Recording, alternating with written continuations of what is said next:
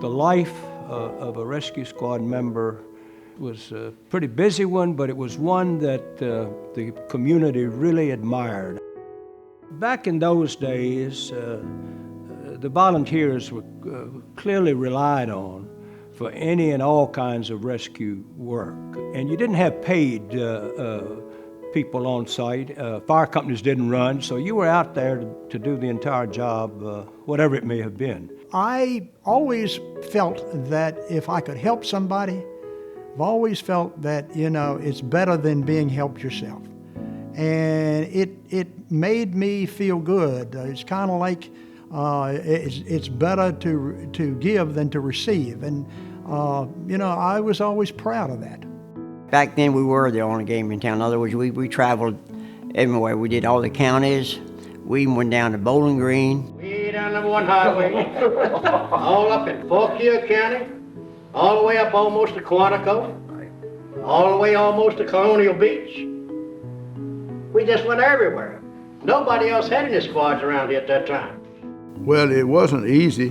We did not stay here. We stayed at home, and we were on duty from 6 o'clock Sunday to 6 o'clock Sunday. About 6 or 7 of us had as a duty crew, went on 6 o'clock on Sunday night, and we responded from home. We decided to buy 2 little fold-up beds, and we slept right down on that floor for 6 months, and then we said, well, this is the way to be. We built a building. It was so much better than having to come from home. It was quicker and better. You get a bad wreck or something, and you got a bunch of people that are laying around the road or busted up in cars or trucks or whatever, and you can help them, and you see the end result, really. You get them to the hospital and they're still alive. That means a whole lot. Mostly this area was all volunteer. It just was something that evolved and became a natural part of not only wanting to do something to help people. There was also the excitement back as a young person with being involved in it.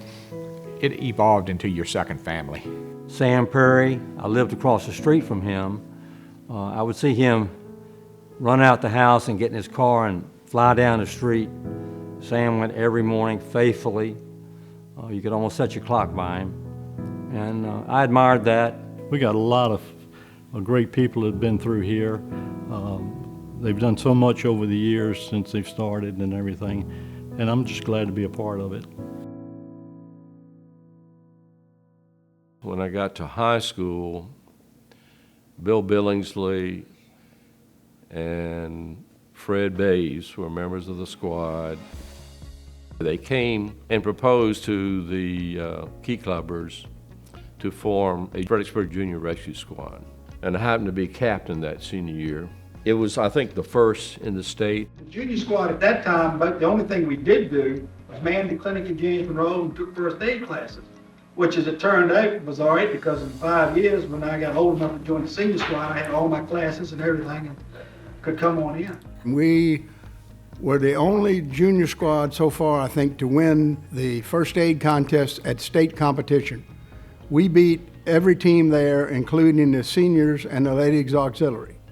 We scored more points than anybody there, but they wouldn't give us the points for trophy because we were a junior squad. They said we didn't qualify.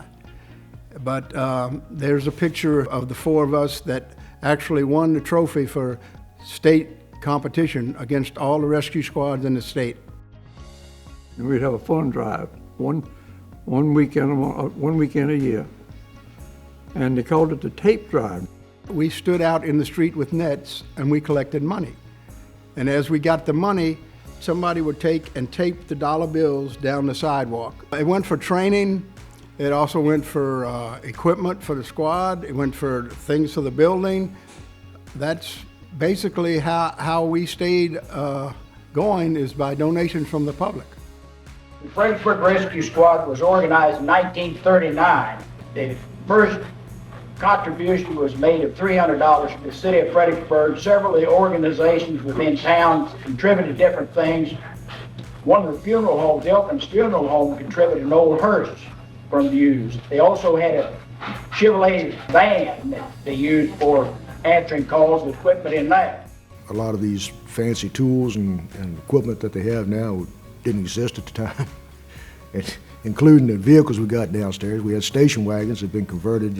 The crash truck at the time was quite a bit smaller than what you see on the road today, and mostly full of hand tools and homemade stuff, like they took leaf spring from an automobile and sharpened them up and welded a pipe on the end of them and made them look kind of like a humongous can opener.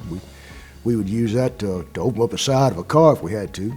A rescue in a vehicle crash situation was a whole different animal than it is today.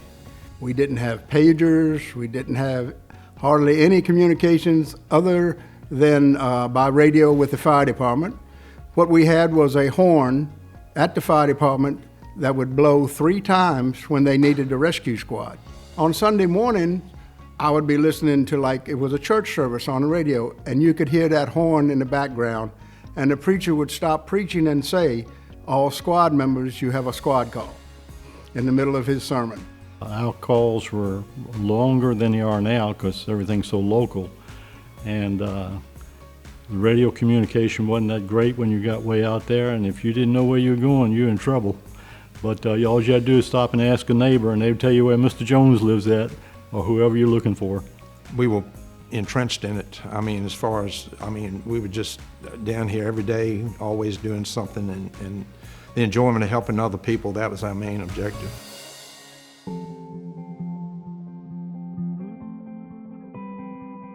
I'm Dorothy Curtis, better known as Dot, and my husband is Francis Curtis. It was a lot of interruptions to our sleep because Francis would get calls at night, in the middle of the night, and he would get up and go on a call, and he'd come back, and sometimes he'd just get in the bed, and all of a sudden he'd get a call again. But it was good for me knowing that he was helping people. And my husband Gerald was in the rescue squad, and he joined in 1966. He was a life member. He loved it. I was in the auxiliary for almost the whole time he was in the squad. We would work for moving tape to get money for the squad, and we would fix spaghetti dinners, particularly for the squad members, at least once or twice a year. My girlfriend at that time in high school, I guess I would have to classify her as a saint. I got exposed to the rescue squad through him as we would be going on dates and he'd get a call about an accident somewhere. We would head there to see if he needed to help. And she had to put up with that. Later, her and I got married on a Wednesday night so that we could be at the rescue squad convention in Virginia Beach on Thursday morning. So that was a hoot, because everyone there, of course, knew we were on our honeymoon. It's really a big family, and once you get to know everybody and as you learn things, you realize that it's part of a family you wish you had known earlier in your life. I wasn't monetarily able to donate money to different places, but I had time I could spare. So I went ahead and joined the squad. And through the squad, I became an EMT. I became a cardiac tech. And it's a good feel to help people and to be around other people of like minds. This station is unique. It's been around a long time. I love hearing all the stories from the past and where we are to the present. It's just a very, very special place here. This is like my second home, my second family. I treasure my time that I'm here. I'm glad that I'm still able to serve in the community and serve the citizens of Fredericksburg. When you look at the history of this organization and you look at the wall on the second floor of the squad building and see all the past captains, that's a who's who of Fredericksburg. I'm past captain of the Fredericksburg Rescue Squad, also a past president of the organization. I got in 1986, and the squad was probably running 5,000 calls a year, and we're talking about the mid-1980s, and doing it with an all-volunteer force, no career providers at all, no people getting paid to do it. That was a huge commitment, and I think everybody that worked in the organization then, as far as volunteered, took that commitment seriously and really put a lot of effort in to make sure all the calls got answered. Today, the landscape has completely changed, and we're not all volunteer anymore. We actually have career staff in place 24/7. They're very highly trained, they're doing a great job, and they're filling that void that we could no longer take care of. We're very proud of the paid people that we have in place. They go through rigorous training. They spend many hours in this building attending meetings and answering calls. They're essential. In addition to the ongoing needs of the squad, we want to preserve its history because it goes back to the 1940s. It's time for the community to remember the big contribution that was made before there were any professional squadsmen. They were all volunteers, and we forget that at one time there were none but volunteers. And we want to preserve that heritage and legacy. Fredericksburg was lucky enough to have a group of folks to start a squad here. I know we made a difference. Bringing somebody into life in this world is a big thing to me.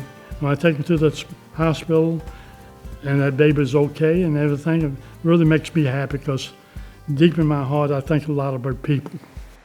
In the 70s, more people were getting into canoeing and kayaking on the Rappahannock. There were a fair number of water rescues taking place. We really got involved because a lot of times the local rescue squad would work with the local paddlers in helping to find and rescue people. So you get to know your local fire department rescue personnel, and they get to know you. There was a sense of trust that developed. Becoming an honorary member was quite the honor, and it just reflects back on your involvement and how you've been able to participate and support and help our local first responders do their job better. Being named a honorary lifetime member was obviously very special. But again, this organization is so integrated into the fabric of what Fredericksburg is that it just makes you feel like, boy, I passed the test. You know, that if the rescue squad thinks that I'm as important to the community as they are, then I feel like that's a blessing and a compliment. I'm proud to be an honorary life member of the Fredericksburg Rescue Squad. The real heroes are the people like the rescue squad, men and women who have full-time jobs, they're working hard work, doing something else, and then when they're through with that, they come down to the rescue squad and they're prepared to hop in the ambulance and ride off and literally save people's lives, and they've done a marvelous job at that. It's nice to be able to tell people that I'm a life member of the Fredericksburg Rescue Squad.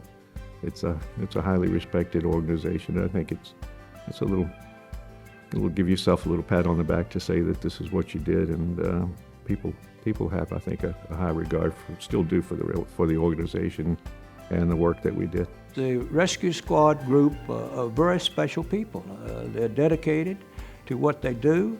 I think most of us would feel like we have given a little something to the community to make it a better place.